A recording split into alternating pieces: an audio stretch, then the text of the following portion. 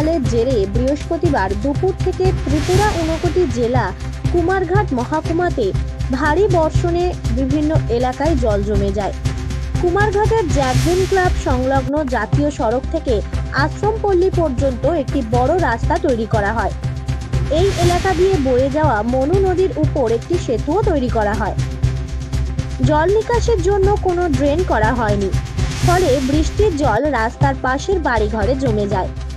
এতে এক ব্যক্তির মাটির বলের ঘর ভেঙে যায়।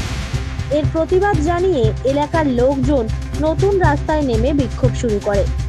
খবর পেয়ে ঘটনাস্থলে কুমারঘাট থানার পুলিশ এসে পরিস্থিতি নিয়ন্ত্রণে আনে।